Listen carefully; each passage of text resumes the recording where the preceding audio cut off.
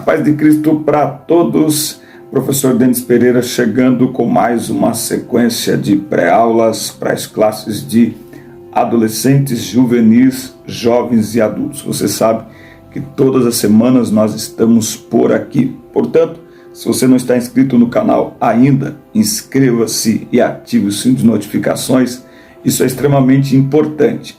Comente também o vídeo, comente a aula, como fez Lilian de Paula, Felipe Júnior, Luciana Ramos, Juliane Farias, Rosa Patrícia, Adenilson Santos, Keile Nato, Érica Ferraz, Rosa Patrícia, enfim, muita gente, Marta Maria, Gisele Silva, Wander Gregório, muitas pessoas que comentam.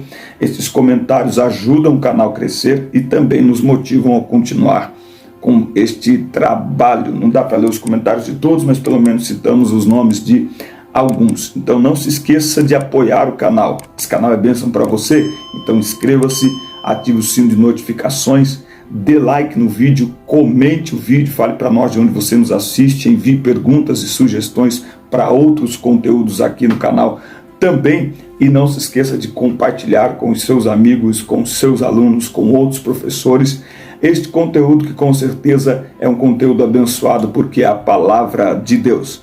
Vamos então às pré-aulas das lições 5 da escola dominical? Vamos para a aula.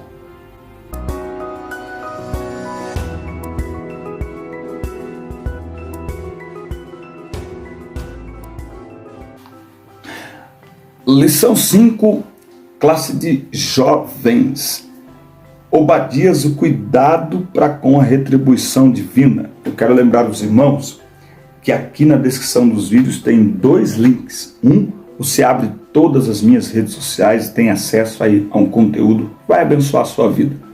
O outro link, você acessa uma pasta no Google Drive com materiais em PDF, slides, comentários de todas as classes, de todas as lições, para você baixar no teu smartphone, encaminhar para os teus alunos e usar na tua aula também. Texto do dia. Porque o dia do Senhor está perto sobre todas as nações. Como tu fizeste, assim se fará contigo. A tua maldade cairá sobre a tua cabeça. Obadias 1:15. O livro de Obadias nos desperta para a realidade da lei da semeadura. Esta é uma lei estabelecida por Deus. Colheremos o que plantamos nesta vida. E aí eu já te faço uma pergunta aqui no início desta aula. Nós colhemos tudo o que plantamos? Tem certeza? Responde aí nos comentários, por favor. Muito bem. Obadias é o menor livro do Antigo Testamento. São apenas 21 versículos dentro de um único capítulo. Como nós já falamos, não tem a ver... profetas menores não tem a ver com o impacto no ministério. Pelo contrário, o título da lição, inclusive, não é? São pequenos textos e grandes mensagens, não é? Agora, Obadias, entre os profetas menores, ele tem o texto, o seu escrito é bem pequeno, porém de impacto poderoso, senão nós nem estaríamos aqui falando sobre ele.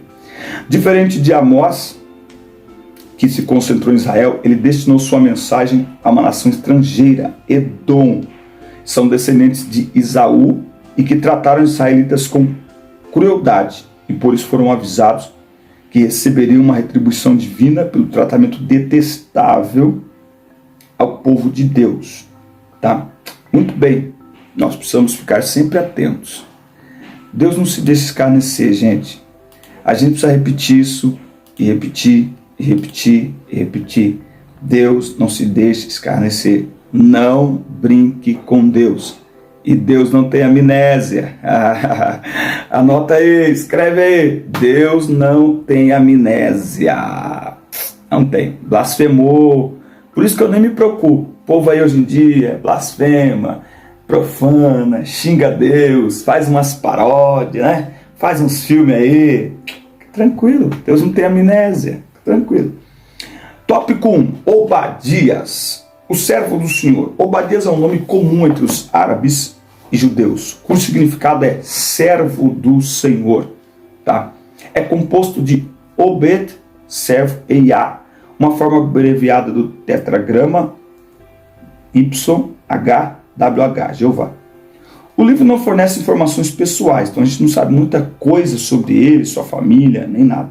Agora, é provável que ele estivesse em Jerusalém durante um período em que a cidade foi atacada. Os edomitas foram cruéis durante esta invasão. Obadias narrou os acontecimentos como uma testemunha ocular, como alguém que estava ali. Não é? Ele era um homem piedoso. E aí, ao ver a maldade dos edomitas, anunciou o que iria acontecer. Não é? Anunciou o juízo que viria sobre aquela nação. Outros profetas também anunciaram juízo sobre Edom. Tá? Então, muito provavelmente, Obadias foi uma testemunha ocular de tudo que os edomitas fizeram com Israel. A sua época, deixa eu só ver uma coisa aqui. A sua época ali, né, a época que ele profetizou, a gente não pode afirmar.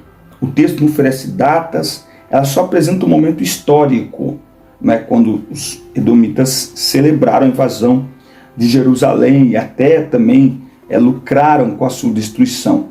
Não é? Agora, tem aqui algumas possíveis datas que eles entraram ali, mas não tem nada assim muito específico, né, sobre o tempo que eles entraram, o que eles fizeram, sobre o momento em que eles tiveram essa atitude para com o povo de Deus. Não tem aqui muitas características disso.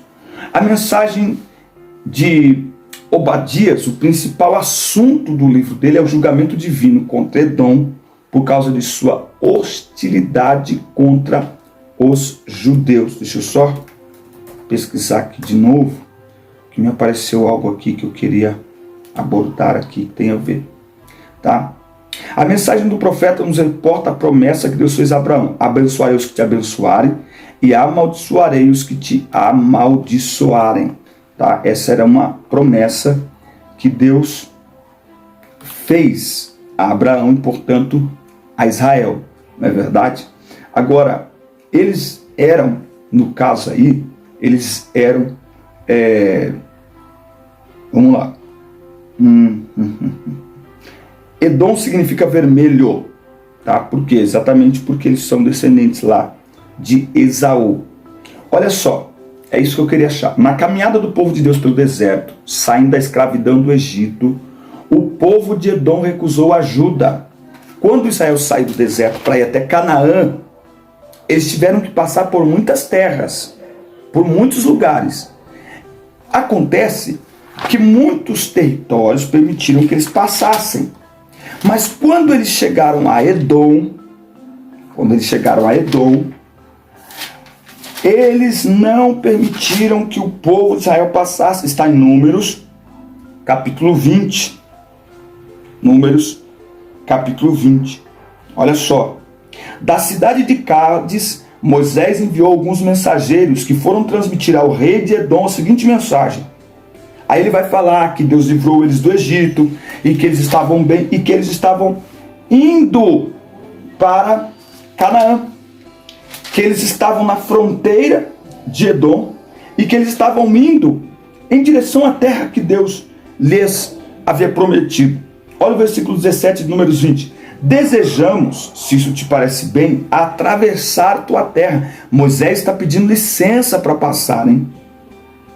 Não atravessaremos os campos nem as vinhas, também não beberemos água dos teus poços, seguiremos a estrada real, sem nos desviarmos para a direita ou para a esquerda, até que atravessemos todo o território. Aí o rei de Edom respondeu: não passarás por minhas terras, pois do contrário marcharei preparado para a guerra contra ti. Aí, de novo, Moisés falou assim: a gente vai pela estrada real, não é? Se a gente beber alguma coisa, beber água, pegar água para os teus animais, a gente paga tudo isso, só deixa a gente passar. E Edom retruca, irredutível: não passarás por minhas terras. E Edom partiu com seu exército grande e bem armado ao encontro do povo de Israel. Considerando que Edom recusou-se terminantemente a conceder permissão para atravessar seu território, toda a congregação de Israel desviou-se dele. Então, por conta disso, né, esta atitude de Edom sobre eles, recaiu aí a consequência dessa atitude. Eles poderiam ter atraído a bênção de Deus, mas com esta recusa, eles atraíram a maldição. Eles atraíram, né, o resultado das suas escolhas. A gente tem aqui o início do conflito, né, lá entre Jacó e Esaú. Não é? Agora, Deus ordenou que os israelitas tratassem os edomitas como irmãos. Porém, os edomitas cultivaram um ódio velado pelos israelitas em diversos momentos históricos. Deixaram este sentimento sujo aflorar. Os 21 versículos do livro de Obadias podem ser divididos da seguinte forma: destruição de Edom, as razões para a destruição, o veredicto divino e a restauração futura do povo de Deus. Nós vamos entrar aqui um pouco mais na lição para a gente entender um pouco mais aí o que ele está apresentando aqui neste seu curto texto, mas poderoso. Tópico 2, o julgamento divino, o orgulho. Edom era a nação vizinha a sudeste de Israel, ao sul de Moabe e do Mar Morto. Eles foram descendentes de Esaú. Apesar de serem parentes de Israel, comportaram-se como inimigos. Um mensageiro foi enviado para anunciar a destruição de Edom. Levantai-vos e levantemo-nos nós contra ela para a guerra. Embora fossem pequenos em relação a outros povos, eram poderosos por causa da posição geográfica em que eles estavam. A soberba levou-os a pensar que eram invencíveis. Não é? Eles tinham toda uma questão geográfica muito privilegiada. Eles tinham cavalos, eles tinham toda uma situação privilegiada ali de guerra, a ponto de perguntar: quem me derribará desta terra? Se sentiam inalcançáveis. O orgulho gerou neles uma falsa sensação de segurança. Essa é a primeira lição que a gente aprende aqui. Cuidado, porque o orgulho gera em nós uma falsa sensação de segurança. É quando o homem acha que está seguro demais, e Deus vai mostrar que nada está distante do seu alcance, que nada está fora do alcance de sua mão. Nós precisamos nos curvar. Por isso que em Tiago diz: humilhai-vos, pois, debaixo da potente mão de Deus, e a seu tempo ele vos exaltará. Os edomitas estavam acostumados a roubarem outros povos em momentos de tragédias nacionais. Porém, de acordo com Obadias, eles experimentariam o mesmo veneno, pois ladrões e roubadores viriam de noite para saquearem suas cidades. Não adianta, gente. Não adianta. A lei da semeadura, ela é correta. Não adianta. Fez o errado, vai colher. Não adianta. Quem planta tempestade vai colher tempestade. O tempo vai passar, mas a justiça de Deus não falha. Todo o tesouro de Esaú seria encontrado esquadrinhado. Os judeus tinham o costume de identificar as pessoas por seus antepassados. Assim é o nome para Edom, Esaú, e Jacó é usado como nome para Judá. Os bens de Esaú referem-se às minas de ferro e cobre que pertenciam ao território dos edomitas. Mas assim como eles traíram Judá, os seus aliados os trairiam. Então, a gente vive um tempo que muitas pessoas questionam certas coisas, certos resultados. Mas o homem vai para o inferno, que Deus é esse? O salário do pecado é a morte. Então não é que Deus... Não, é a pessoa. Quem vive uma vida de pecado está escolhendo morte eterna. Quem escolhe viver distante de Deus nesta vida está escolhendo viver distante dele por toda a vida eterna. Porque o resultado do pecado é a morte.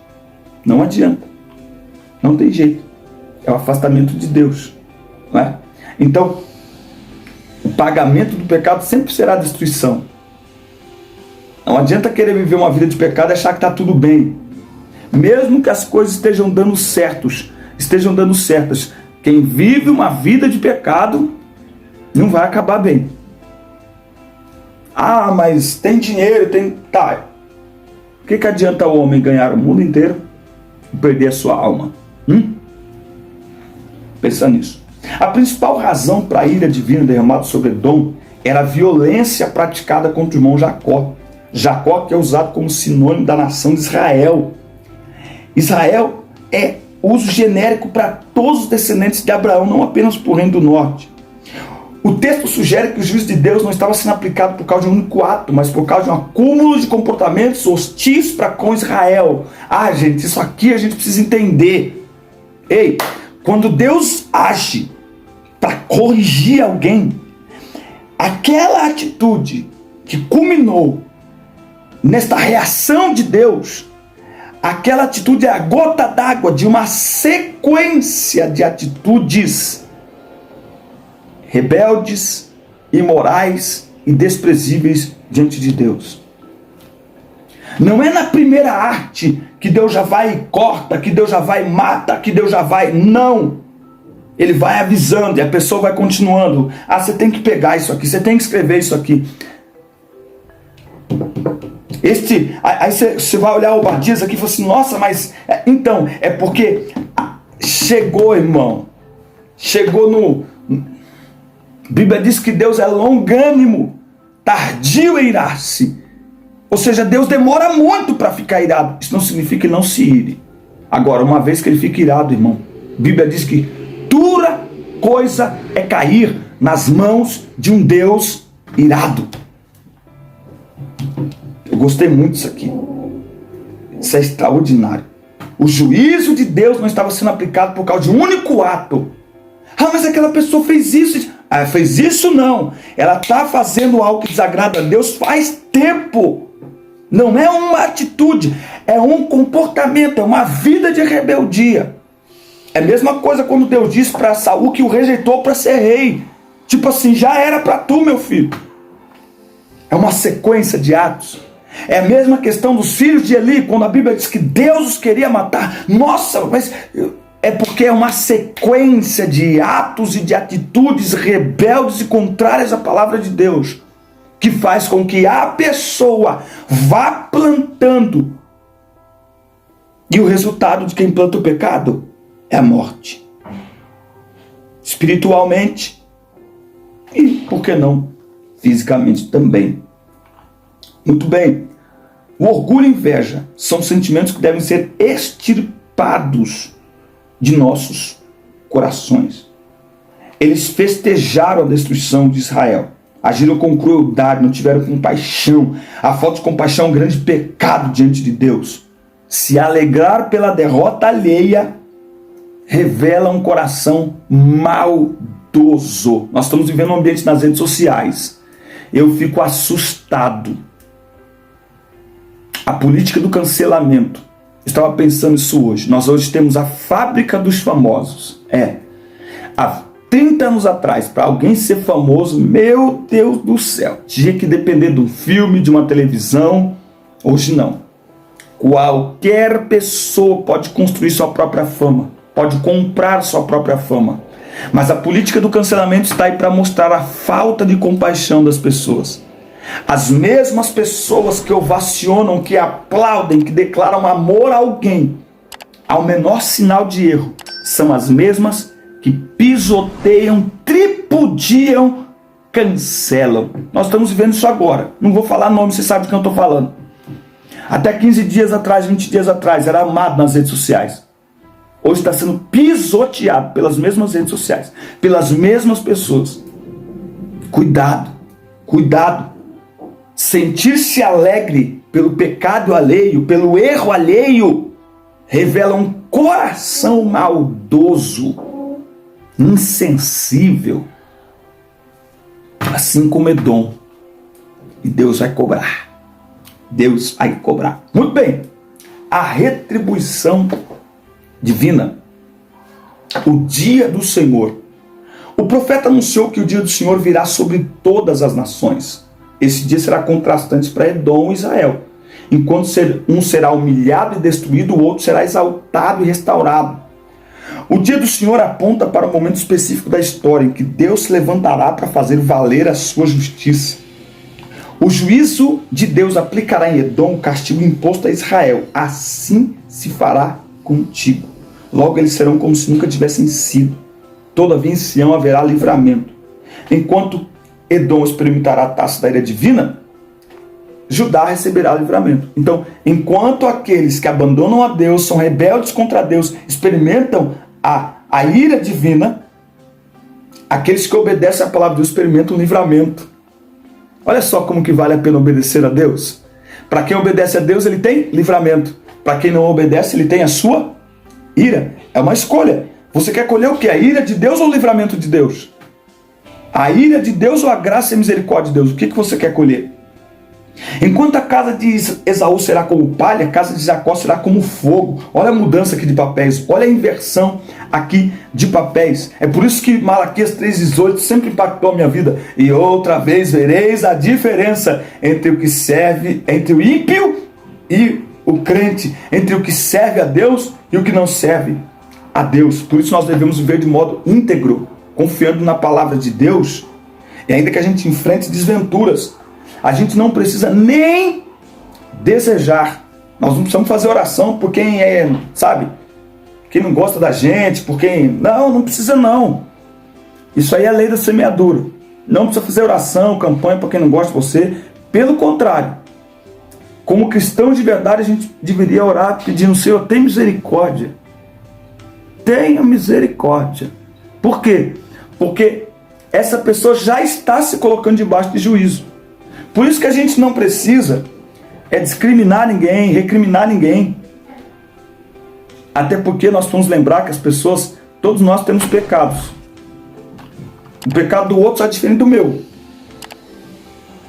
E talvez a diferença é a minha postura em relação ao pecado. Algumas pessoas simplesmente se entregaram ao pecado. Mas todos nós somos pecadores, todos nós temos pecados, todos nós somos merecedores da ira de Deus. Mas fomos alcançados por sua graça e nos rendemos à sua misericórdia. Então nós não precisamos desejar mal a ninguém, tenha qualquer tipo de comportamento que tiver. Porque se estas pessoas não se renderem a Cristo, elas já estão debaixo de condenação. Ou seja, elas já estão plantando um juízo que virá sobre elas, que é terrível demais. Elas precisam que a gente ore para que Deus tenha misericórdia delas e lhes abra um entendimento enquanto ainda dá tempo. Por quê? Porque a retribuição divina virá, ela é bíblica. Deus vai fazer aos edomitas o mesmo que eles fizeram a Judá. Eles eram parentes, Israel e Edom, mas os edomitas sempre trataram Israel com desprezo, né? Por isso que a Bíblia diz assim, humilhai-vos debaixo da potente mão de Deus, e a seu tempo ele vos exaltará. Estão me humilhando. Esquece que estão te humilhando. Humilha-te diante do Senhor. Quem nos exalta é Deus. Ponto. E não precisa nem... Gente, pelo amor de Deus. Você não precisa de profeta que te fale isso. Você não precisa nem orar sobre isso. O que você precisa fazer é humilhar-se debaixo da mão de Deus. Ponto. Você não precisa receber. Deus vai te exaltar. Não, está na Bíblia. Quem se humilha debaixo da mão de Deus é exaltado. Ponto. Acabou. Resolveu o problema. Tá? A Bíblia apresenta 4 momentos. E aí ele vai trazer aqui algumas informações. A plantação determina o resultado da colheita. O cristão não deve semear na carne, isto é, viver pela carne, mas semear no Espírito, vivendo de acordo com a vontade do Espírito. Estejamos sempre atentos e não nos esqueçamos que também seremos julgados pelo Senhor. Cuidemos para que sentimentos contraproducentes como a raiva, a amargura ou até mesmo a maquinação do mal jamais cresçam em nossos corações. Inimizades devem ser combatidas com perdão e reconciliação, e não com vingança e ressentimento. A gente tem que viver segundo o Espírito e não segundo a carne. Obadias vai nos ensinar que Deus cumpre as suas promessas. Por isso que eu estou dizendo, nós nem precisamos desejar o mal de quem nos faz mal, ou de quem faz mal à igreja do Senhor. Israel aqui, Judá aqui, hoje, tipifica a igreja de Cristo. A igreja de Cristo não precisa arrumar briga com quem faz mal a ela. Precisamos ser igual a Cristo. Quando era injuriado, não injuriava. Aí o texto de Pedro vai dizer assim, ó, mas entregava aquele que julga corretamente. Pronto. Quer debochar da igreja? Fica à vontade. Quer pisotear nos cristãos? Fica à vontade. Problema não.